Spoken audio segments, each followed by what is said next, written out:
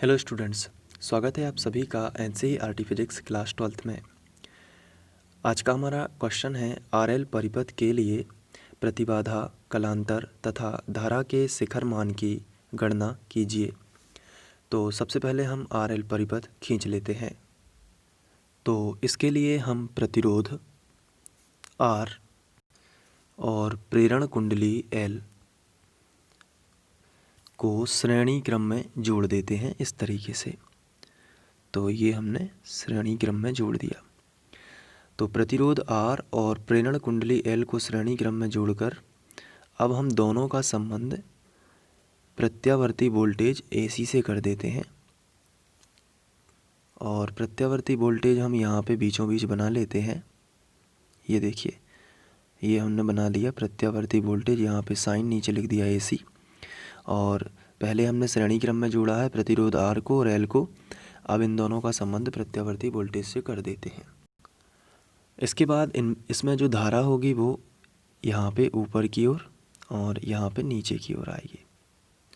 तो धारा की डायरेक्शन ऐसी होगी, ठीक है। अब प्रतिरोध आर के सिरों पर विभवांतर हम मान लेते हैं वी आर और प्रेरण कुंडली एल के सिरों पर विभवांतर हम मान लेते हैं वी एल।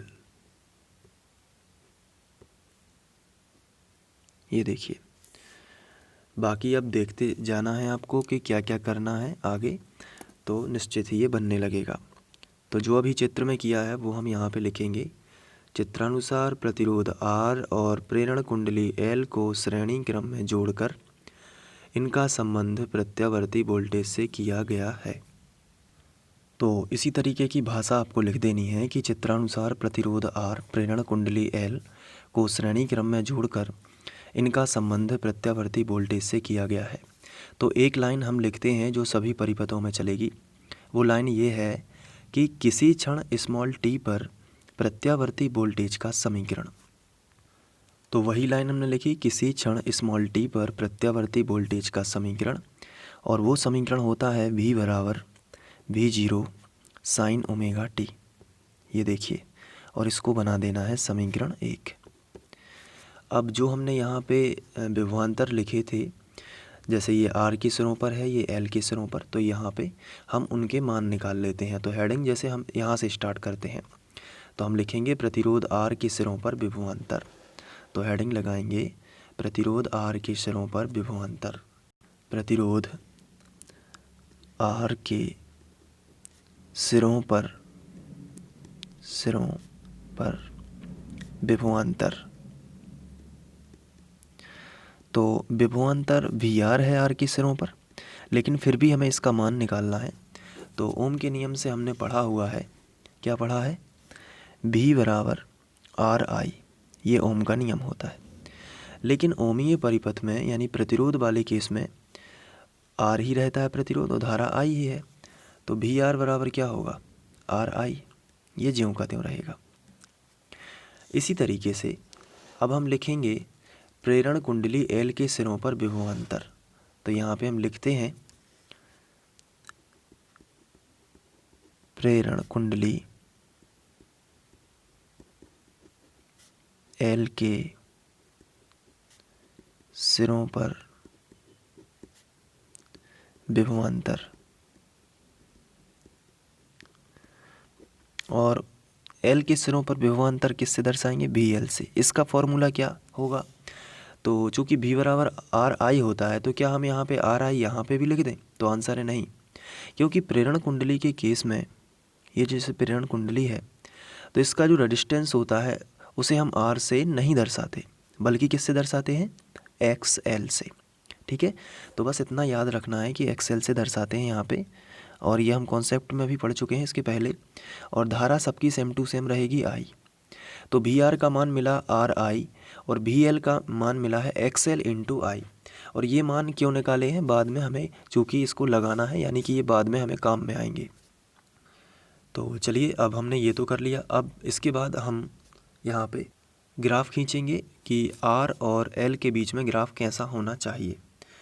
तो हम तीन लोगों को जोड़कर, यानी कि तीन परिपथों को बना सकते हैं, जैसे कि प्रेरण कुंडली, प्रतिरोध और संधारित्र, इन तीनों को जोड़ के ग्राफ बनाएंगे तो ये कहलाता है फाइनल ग्राफ, जिसमें एल भी है, आर भी है और सी भी है। तो ये फाइनल ग्राफ आपको याद कर लेना है। इसमें याद करने वाली चीज़ क्या है कि प्रतिरोध भी एल ऊपर होता है, भी सी नीचे होता है और ये भी आर इस तरफ होता है। तो कोई भी परिपथ हो, आप ग्राफ बनाने में देर नहीं लगाएंगे। देखिए कैसे, हम लोग कौन सा परिपथ पढ़ रहे हैं, तो आंसर है आर एल परिपथ पढ़ रहे हैं। तो आर और एल ग्राफ, ये सी गायब हो जाएगा तो ग्राफ कैसा बनेगा, ये समकोण ऊपर की ओर और ऐसा। अगर मान के चलिए आर सी परिपथ आप पढ़ रहे होते तो एल गायब हो जाता, तो ग्राफ कैसा बनता, ऐसा और ऐसा। तो अभी हम लोग कौन सा परिपथ पढ़ रहे हैं, आर एल परिपथ, तो इसको छुपा देंगे तो एल और आर ऐसे बनेगा। तो यही ग्राफ हम नीचे बना लेते हैं, यहाँ पे बनाएंगे तो देखते हैं कैसे बनेगा। ये देखिए, ये सबसे पहले तो ये जो है लाइन होगी किसकी, ये लाइन होगी आर की।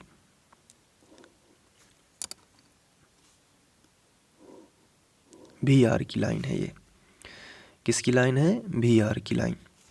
और चूँकि फाइनल ग्राफ में एल की लाइन कहाँ गई है, ऊपर गई है ना, सी तो है नहीं, आर एल परिपथ पढ़ रहे हैं हम लोग, तो एल की लाइन कहाँ गई है, ऊपर, तो हमने बना दी।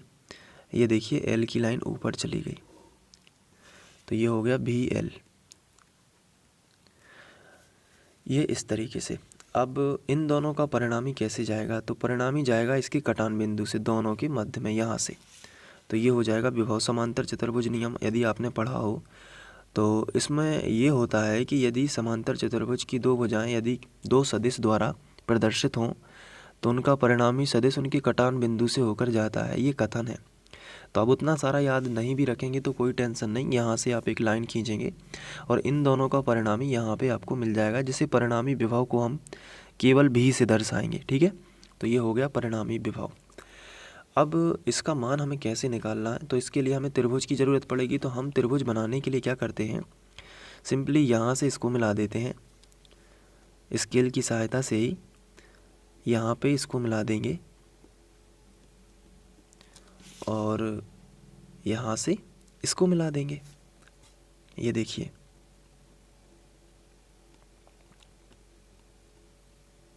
तो अब आपको क्या करना है, यहाँ पे भी आर है, जितना भी आर यहाँ होगा उतना ही भी आर यहाँ पे होगा, और जितना भी एल यहाँ है उतना ही भी एल यहाँ होगा, और ये कहलाता है कलांतर। ये कलांतर को हम लोग फाई से दर्शाते हैं, तो यहाँ पे फाई बना देना है।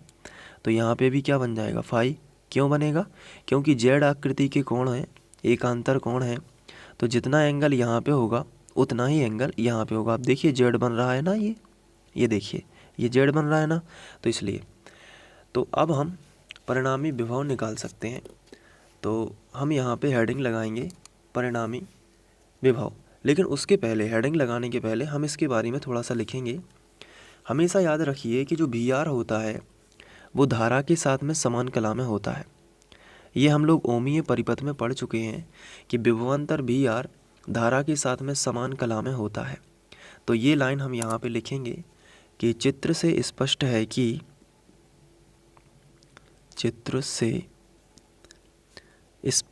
कि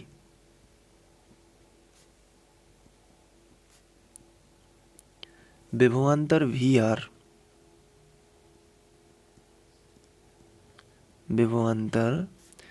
आर और धारा आई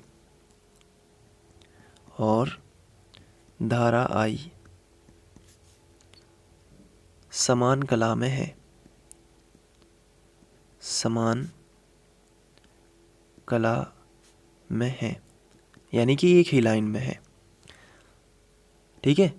लेकिन विभवांतर भी आर और विभवांतर भी एल दोनों देखिए अलग अलग है ना।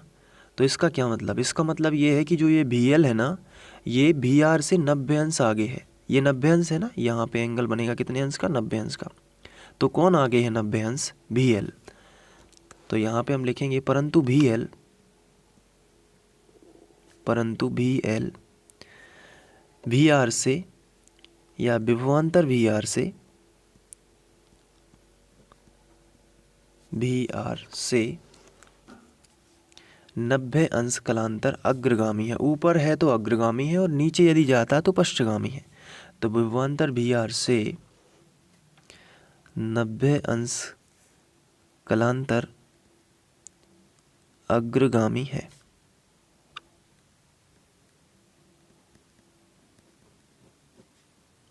तो इस तरीके से हम लिख सकते हैं।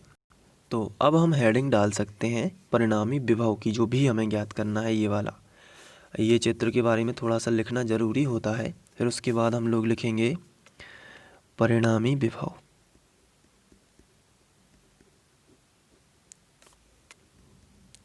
अब परिणामी विभव कैसे निकालेंगे? तो परिणामी विभव भी बराबर, इसमें आप देख सकते हैं कि एक त्रिभुज टाइप बन रहा है। देखिए ये समकोण है यहाँ पे, अगर हम इसे ABC नाम दे दें तो भी त्रिभुज बनेगा। तो आप त्रिभुज बस देखिए, ये देखिए ये त्रिभुज है ना। कौन सा त्रिभुज है? समकोण त्रिभुज। और समकोण त्रिभुज में पाइथागोरस प्रमेय लगाएंगे तो कर्ण का वर्ग, लंब का वर्ग, धन आधार का वर्ग, ये ऐसा कर सकते हैं। तो देखिए कर्ण क्या है? भी, तो भी का वर्ग बराबर, लंब क्या है? VL, तो VL का वर्ग प्लस आधार क्या है? VR, तो VR का वर्ग। ठीक है। अब यहाँ पे वर्ग हटेगा तो वर्गमूल, क्योंकि हमें विभव भी ज्ञात करना है, भी वर्ग ज्ञात नहीं करना है। तो वर्ग को हम हटाना चाहते हैं, तो वर्ग यहाँ से हटा के यहाँ पे ले आते हैं, तो वर्गमूल में कन्वर्ट हो जाएगा। तो नेक्स्ट स्टेप क्या बनेगा बताइए? Under root VL square plus VR square, ये इस तरीके से बन जाएगा। लेकिन VL और VR के हमने मान निकाले हुए हैं। ये देखिए VL का मान है XL इंटू आई और VR का मान है R इंटू आई। तो यहाँ पे बस रखना बस है आपको। तो V बराबर यहाँ पे हम लिख सकते हैं कि अंडर रूट VL की जगह पर हम लिखेंगे XL। देखिए VL का मान क्या है? ये देखिए XL इंटू आई, तो हम यहाँ पे लिखेंगे XL इंटू आई। लेकिन वर्ग लगा था तो यहाँ पे हम क्या लगा देंगे? वर्ग प्लस VR का मान देखिए कितना है? VR का मान है R इंटू आई, तो हम यहाँ पे क्या लिखेंगे? ये देखिए यहाँ पे हम लिखेंगे R इंटू आई और यहाँ पे भी क्या कर देंगे? वर्ग लगा देंगे। बस VL का मान रख दिया, VR का मान रख दिया, वर्ग है तो वर्ग लगा दिया। आगे बढ़ते हैं। अंडर रूट, ये देखिए यहाँ पे थोड़ा सा हम लोग अलग अलग वर्ग कर देंगे। जैसे XL का वर्ग अलग कर देते हैं, XL का वर्ग और I का वर्ग अलग हो जाएगा। इसी तरीके से प्लस लगा है तो प्लस, R का वर्ग अलग कर देंगे और I का वर्ग अलग कर देंगे। तो भी बराबर, अब यहाँ पे I वर्ग यहाँ पे भी है और I वर्ग यहाँ पे भी है, तो कॉमन निकाल लेंगे। तो अंडर रूट यहाँ से और यहाँ दोनों से I वर्ग कॉमन निकला, तो अंदर क्या बचा? XL वर्ग। यहाँ से I वर्ग कॉमन चला गया तो क्या बचेगा? XL वर्ग। और यहाँ से भी I वर्ग कॉमन चला गया तो क्या बचेगा? R वर्ग। अब आगे बढ़ते हैं। I वर्ग है ना, तो वर्ग से वर्गमूल कैंसिल हो जाएगा, तो ये I बाहर आ जाएगा। तो भी बराबर, ये I बाहर आ जाएगा। अंडर रूट के अंदर केवल बचेगा XL वर्ग प्लस R वर्ग। अब I जो गुणा में है यहाँ बटे में आ सकता है, तो भी बटे I बराबर बचेगा अंडर रूट XL। XL का मान क्या होता है? देखिए मैंने आपको दो मान बताए हुए हैं, मैं आपको फिर से दिखा देता हूँ। ये देखिए XL जो होता है उसका मान होता है L ओमेगा, और XC जो होता है उसका मान होता है 1/C ओमेगा। तो बताइए XL को मान XL का जो मान है वो कितना होगा? L omega. तो L ओमेगा, लेकिन वर्ग है ना, तो L यहाँ पे वर्ग लग जाएगा प्लस R स्क्वायर। अब भी बटे I जो है उसे बोलते हैं प्रतिबाधा, और प्रतिबाधा को Z से दर्शाते हैं, तो Z बराबर हो जाएगा अंडर रूट, यहाँ पे इस पे भी वर्ग इस पे भी वर्ग लगा सकते हैं, तो L वर्ग ओमेगा वर्ग प्लस आर वर्ग, तो ये आ जाएगी प्रतिबाधा। और इसको हम ब्रैकेट से बंद भी कर सकते हैं। यहाँ पे हम लिखेंगे जहाँ V बटे आई बराबर जेड बराबर प्रतिबाधा, इस तरीके से लिखना पड़ेगा। क्वेश्चन में हमसे प्रतिबाधा पूछी गई थी, इसलिए हमने प्रतिबाधा तो निकाल दी है। अब हमें कलांतर निकालना है, साथ में शिखर मान भी निकालना है। तो चलिए आगे बढ़ते हैं। तो हम इसी में शिखर मान निकाल सकते हैं, और धारा का जो शिखर मान होता है उसे हम I0 से प्रदर्शित करते हैं। किससे प्रदर्शित करते हैं शिखर मान को? I0 से। और I0 का जो फॉर्मूला होता है वो होता है V0 बटे जेड। तो जब तक हमें जेड प्राप्त नहीं होता है तब तक हम I0 यानी धारा का शिखर मान नहीं निकाल सकते। तो हमें जेड प्राप्त हो चुका है, तो बस अब हम शिखर मान निकाल लेते हैं। V0 के बटे में जेड का मान रख देंगे तो शिखर मान आ जाएगा। तो हेडिंग लगा देते हैं धारा का शिखर मान।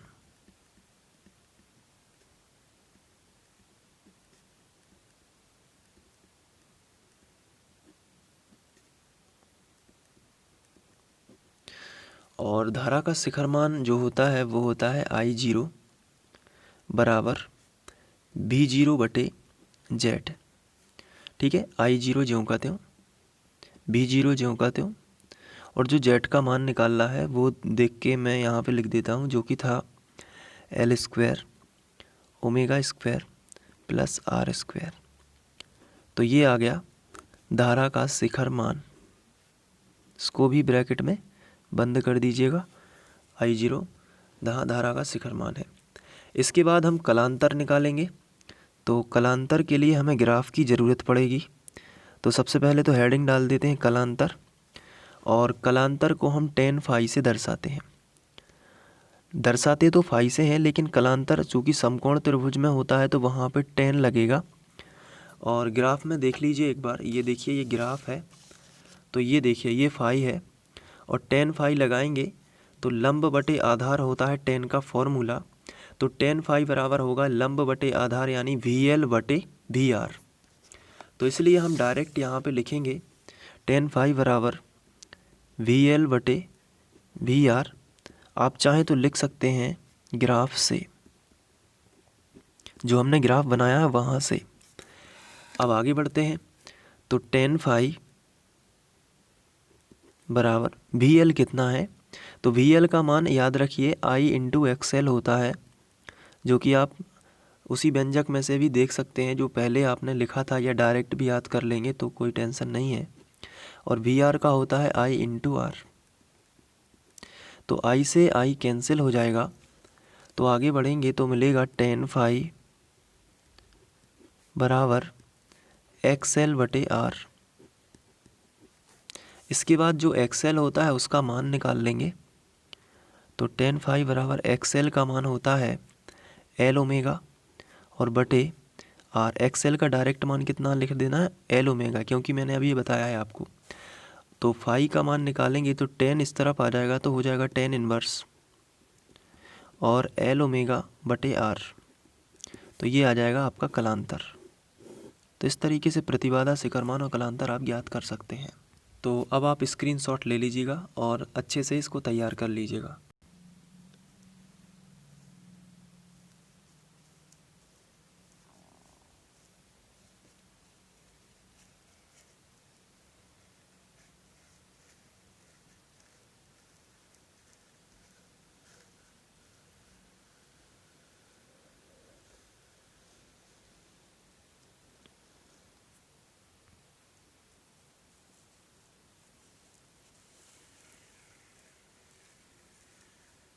Thank you.